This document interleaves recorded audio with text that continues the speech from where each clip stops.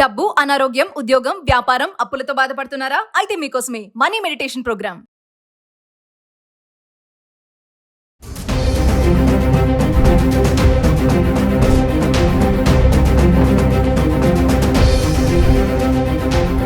నమస్తే, welcome back to Suman TV. ప్రస్తుతం మనతో పాటు ఉన్నారు consumers affairs committee chairman Mandari Krishna Reddy గారు.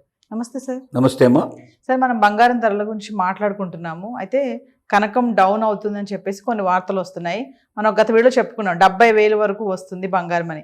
మరి చూస్తే 1,99,000-98,000 ఉంది. మరి శ్రావణ మాసం వచ్చేస్తుంది, పెళ్ళిళ్ళ సీజన్ స్టార్ట్ అవుతుంది, మరి క్యూ కడతా ఉంటారు స్టోర్స్ దగ్గర కూడా. సో ఎందుకు సార్ మార్పులు చేర్పులు ఎందుకు జరుగుతున్నాయి అంటే ఒకసారి మళ్ళీ. వరల్డ్ గోల్డ్ కౌన్సిల్ అనే ఒక సంస్థ, అది లండన్లో ఉంది. వాళ్ళు ఎప్పటికప్పుడు ప్రపంచవ్యాప్తంగా గోల్డ్ యొక్క రేటు భవిష్యత్తులో పెరగబోతుందా తగ్గబోతుందా అనే దాని మీద ఎక్కువగా ప్రిడిక్షన్స్ ఇస్తుంటారు, పరిశోధనలు చేస్తుంటారు, ఫలితాలను వెల్లడిస్తూ ఉంటారు. అలా వాళ్ళు వెల్లడించినటువంటి దాని ప్రకారంగా చూస్తే రానున్న రోజుల్లో గోల్డ్ రేటు తగ్గడానికే ఎక్కువ అవకాశాలు ఉన్నాయి, పెరగడానికి అవకాశాలు చాలా తక్కువగా ఉన్నాయని వాళ్ళు చెప్తున్నారు. కారణం ప్రపంచ యుద్ధాలకు సంబంధించిన విషయం వాళ్ళు మొట్టమొదటి తెలియజేసే విషయం. ఇప్పుడు యుక్రెయిన్కి రష్యాకు మధ్యలో ఉన్న యుద్ధం గట్టిగా ఉన్నప్పటికీ ట్రంప్ వార్నింగ్ ఇస్తున్నాడు. రష్యా యుద్ధాన్ని ఆపేయకుంటే యుక్రెయిన్కి భవిష్యత్తు లోపల సమస్యలు చాలా వస్తాయి.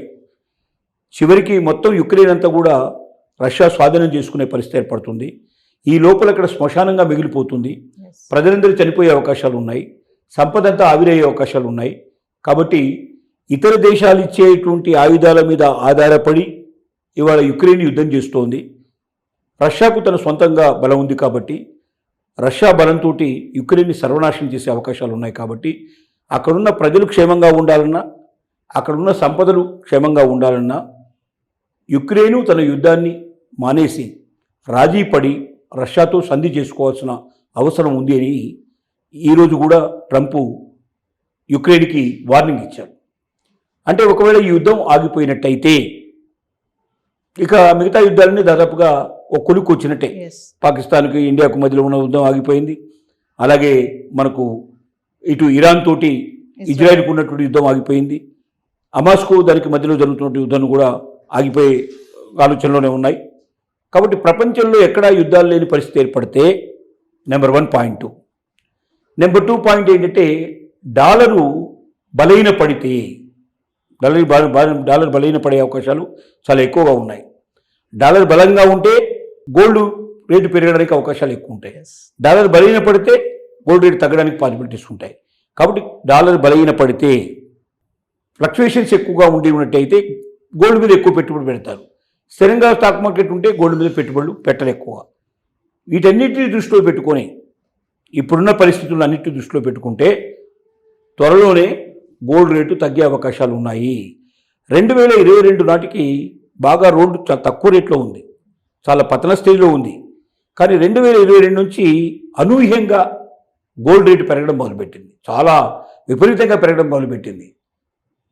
ఒక 20-30 వేల దగ్గర నుంచి మొదలు పెడితే ₹1,00,000 దాకా 70,000 రూపాయల పరిణామం దాపుగా మారింది. ఒక 3 ఏళ్ల కాలంలోనే ఇంత మార్పు వచ్చేసింది. 3 రెట్లు ఎక్కువ పెరిగే పరిస్థితి ఏర్పడింది. మళ్ళీ 2022 నాటి కాలానికి వెళ్ళిపోయే పాసిబిలిటీస్ ఉన్నాయి. అంటే బాగా తగ్గే అవకాశాలు ఉన్నాయి. అక్కడ స్థిరంగా ఉండి మళ్ళీ ముందుకు రాకుండా వెనక్కి పరిపత్రం వెళ్ళేటువంటి పరిస్థితులు ఉంటాయి. అలాంటి సిచ్యువేషన్ జరుగుతున్నాయి. తర్వాత గోల్డ్ను ఎక్కువ దేశాల లోపల కూడా కొత్తగా ఇన్వెస్ట్ చేసి, గోల్డ్ ఖనిజాలు ఉన్నాయి అన్ని దేశాల్లో కూడా, కానీ దాన్ని బయటికి తీయాలంటే అయ్యేటువంటి ఖర్చు బయటికి తీసే గోల్డ్తో పోల్చుకున్నట్టయితే రెండింటి మధ్యలో పెద్దగా వ్యత్యాసం ఉండలేదు. అంటే దానివల్ల ఎక్కువ ప్రయోజనం ఉండదనే ఉద్దేశంతో అంత లోపల నుంచి గోల్డ్ తీయడానికి ప్రయత్నం చేయడం చాలా కష్టం అవుతుంది. కానీ కొత్త కొత్త పరికరాలు ఈ మధ్యకాలంలో కనిపెట్టారు. తద్వారా ఖర్చు తక్కువతోటి గోల్డ్ను బయటికి తీయడానికి అవకాశాలు ఉన్నాయి. అలాగే గోల్డ్ ఎక్కడుందో తెలుసుకోవడానికి గతం లోపల చాలా బలంగా లోపలికి ఎక్కడో తవ్వకాలు చేసి లోపల నుంచి తీసినటువంటి మట్టి నమూనాలను పరీక్ష చేసి తప్ప అక్కడ గోల్డ్ ఉందా లేదని తెలిసేది కాదు. ఇప్పుడు అలా కాకుండా గోల్డ్ని ఎక్కడుందో తెలుసుకోవడానికి కూడా సులభమైన సాధనాలు వచ్చాయి. వీటన్నిటి వల్ల గోల్డ్ తొందరగా తెలుసుకోవడం, గోల్డ్ తక్కువ ఖర్చుతో బయటకు తీయడానికి ప్రయత్నం చేయడం కూడా ఒక రకంగా గోల్డ్ యొక్క పెరిగి ఉత్పాదకత పెరిగి తద్వారా కూడా గోల్డ్ రేటు తగ్గేటువంటి అవకాశాలు ఉన్నాయనేది ఒక ఆలోచన. వీటన్నిటిని మొత్తం మీద మనకి వాళ్ళు ఉన్న పరిస్థితులన్నీ చూస్తే మరి వరల్డ్ గోల్డ్ కౌన్సిల్ వాళ్ళు చెప్తున్నటువంటి మాటలను కూడా వింటే భవిష్యత్తులో గోల్డ్ రేటు తగ్గే అవకాశాలు ఉన్నాయనేది మాత్రం తెలుస్తున్న విషయం. బట్ ఇవన్నీ కారణాలు కరెక్ట్గా ఉంటేనే దానికి ఇది అన్వయించుకోవాలి. ఇందులో ఏ కారణం మారిపోయినా ఆటోమేటిక్గా మళ్ళీ దీని ఫ్లక్చుయేషన్స్ వచ్చే అవకాశాలు కూడా ఉంటాయి. దాన్ని మనం దృష్టిలో పెట్టుకోవాలి. అంటే సార్ రీటైల్ ఇన్వెస్టర్స్ది పెట్టుబడి కూడా డిమాండ్ తగ్గిపోతుంది అని చెప్పేసి కూడా అంటున్నారు. అది సార్ మరి అది కూడా ఒక రకమైన కారణమే. ఎందుకంటే రేట్ ఎక్కువ అవుతున్నా కొద్ది కొనేవాళ్ళ సంఖ్య తగ్గిపోతూ ఉంటుంది, డిమాండ్ ఆటోమేటిక్గా తగ్గిపోయే అవకాశాలు ఉన్నాయి. రేట్ ఎక్కువ అవుతున్నా కొద్ది డిమాండ్ తగ్గుతుంది. ఎంత తగ్గుతుందంటే కొనేవాళ్ళ సంఖ్య తగ్గిపోతుంది. అఫోర్డబిలిటీ తక్కువ, అంటే బాగా డబ్బున్న వాళ్ళు కొనుక్కోగలరు తప్ప పేదవాళ్ళు కానీ మధ్యతరగతి వాళ్ళు కానీ దాని దూరం అయ్యే అవకాశం ఉంది.